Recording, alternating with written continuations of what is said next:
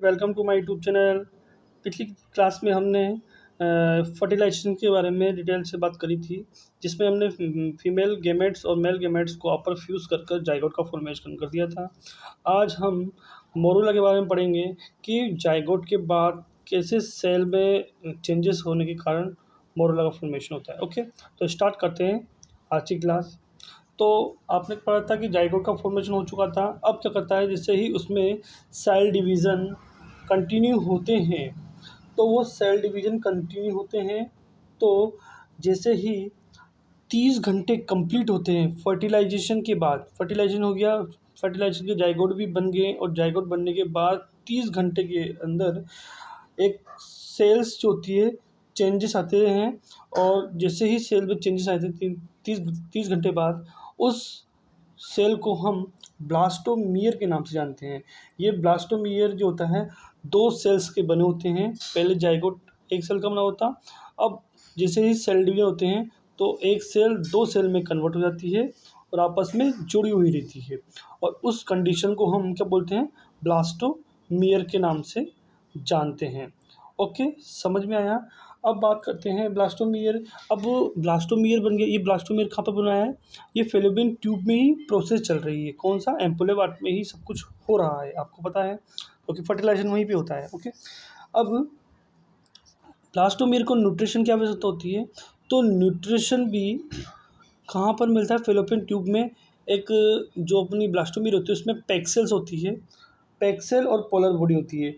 यही स्ट्रक्चर होती है जो कि ब्लास्टोमियर को न्यूट्रिशन और हर चीज़ें प्रोवाइड की जाती है, प्रॉपर न्यूट्रिशन प्रोवाइड किया जाता है। ओके, समझ में आया। अब बात करते हैं, ये आगे मूवमेंट करती है, जैसे कि फेलोपियन ट्यूब में सीलिया होते हैं। अब ये सीलिया क्या करते हैं, आगे मूवमेंट कराने में हेल्प करते हैं, और ये भी कुछ हद तक न्यूट्रिशन देने का काम करते हैं। ओके, फर्स्ट डे कंप्लीट होने के बाद 4th डे पे आते हैं। 4th डे में कुछ सेल्स, जैसे कि मान लो बाइनरी फ्यूज़न होते हैं। बाइनरी फ्यूज़न का मतलब होता है, जैसे कि मान लो 2 सेल बनी, 2 से 4, 4 से 8, 8 से 16, ऐसे ही कंटिन्यू सेल्स का फॉर्मेशन होता है। ऐसे ही 16 सेल की स्ट्रक्चर कंप्लीट होती है। उस 16 सेल की स्ट्रक्चर को हम क्या बोलेंगे, जिसे बोलेंगे मोरूला।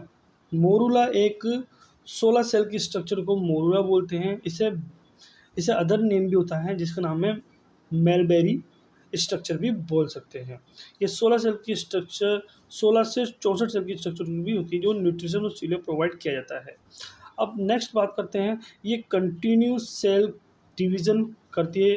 कंटिन्यू सेल का डिवीज़न होता है, और डिवीज़न कंटिन्यू होने के बाद, याद रखना, मोरूला 4 डे के अंदर कंप्लीट हो चुका है। बोले तो 4 डे प्लस 96 आवर्स। अब 5th डे आता है। 5th डे में एक स्ट्रक्चर कंटिन्यू बनती है, वो कम से कम 64 सेल 64 डिवीज़न के बाद कंप्लीट होती है, और जिसे हम ब्लास्टुला या ब्लास्टोसिस्ट के नाम से जाना जाता है। क्योंकि मोरूला डिवीज़न होने के बाद सीलिया के थ्रू जो यूट्रस कैविटी है, जिसके ओस्टिया है, वहाँ पर कंटिन्यू मूव कर रही थी। अब ये ब्लास्टोसिस्ट जैसी स्ट्रक्चर बन जाती है, तो स्ट्रक्चर बनने के बाद जहाँ पर इस स्ट्रक्चर को इम्प्लांट होता है वहाँ पर पहुँच जाती है, जिसका नाम है स्ट्रक्चर का यूटेराइन ओस्टियन बोलते हैं। ओके, यूटेराइन ओस्टियन के यहाँ तक चला जाता है। ओके, अब जैसे ही ब्लास्टोसिस्ट जैसी स्ट्रक्चर बनती है, इस स्ट्रक्चर में 2 चीज़ पाई जाती है।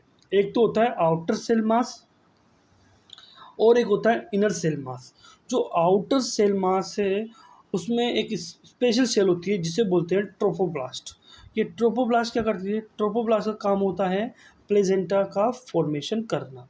समझ में आ गया, किस चीज़ का फॉर्मेशन करना, प्लेजेंटा का फॉर्मेशन करना, क्योंकि प्लेजेंटा ही आगे जाकर बच्चे को प्रॉपर रूप से न्यूट्रिशन और किसी प्रकार की हर चीज़ें प्रोवाइड किया जाएगा। ओके, समझ में आया। अब बात करते हैं inner cell mass. Inner cell mass ये एक स्पेशल स्ट्रक्चर है जो कि फिटस फॉर्मेशन में हेल्प करती है, जिसे हम एम्ब्रियोब्लास्ट के नाम से भी जान सकते हैं, क्योंकि यहाँ से ही, इनर सेल मास से ही एम्ब्रियो का फॉर्मेशन होगा। अब आप बात करते हैं, जो आउटर सेल मास है और इनर सेल मास है, उसके बीच में एक खाली स्पेस होता है, ये आपको डायग्राम में दिख रहा होगा। तो ये ब्लास्टोसिस्ट है, पढ़ लिया है ना। ये इनर सेल मास है, इनके बीच में ये आपने पढ़ लिया था 2 स्ट्रक्चरल 4 स्ट्रक्चरल सेल 8 सेल को जिसे मोरुला बोल सकते हैं। मोरुला ये 8 से 16 पे कन्वर्ट हुई, आपने देखा कि बाइनरी फ्यूजन के द्वारा, है ना। फिर ये ब्लास्टोसिस्ट पे आ गए। अब ब्लास्टोसिस्ट पे जैसे आते हैं, सेल कंटिन्यू ग्रोथ करी। अब बीच वाले स्पेस को मैंने बोला था कि आउटर सेल और इनर सेल के बीच में एक स्पेस होता है जिसे बोलते हैं ब्लास्टोमियर। ओके, अब ये सेल कंटिन्यू सेल डिवीजन करती रहेगी करती रहेगी करती रहेगी। और आपको पता है कि आउटर सेल्स जो ये सेल की जो ब्लास्टोसिस्ट की आउटर सेल है, इसे पेलुसिडा क्या बोलते हैं, चोना पेलुसिडा कहते हैं। अब सेल कंटिन्यू ग्रोथ करती रहेगी, कंटिन्यू ग्रोथ करेगी, और जिसके कारण उसकी साइज जो होती है एक्सेसिव ग्रोथ करने के कारण बड़ी होगी। अब यहाँ पर स्टार्ट होता है जोना हैचिंग स्टार्ट। जोना हैचिंग क्या होता है, इसमें कंटिन्यू ग्रोथ होने के कारण जो जो पेलुसिडल लेयर्स होती है वो ब्रेक हो जाती है, और ब्रेक होने की वजह से ये सारी चीज़ें ब्रेक होने की वजह से सारे सेल डिवीजन स्टार्ट होना शुरू होते हैं। मल्टीप्लिकेशन जो होती है और तेज़ी से होने लग जाती है।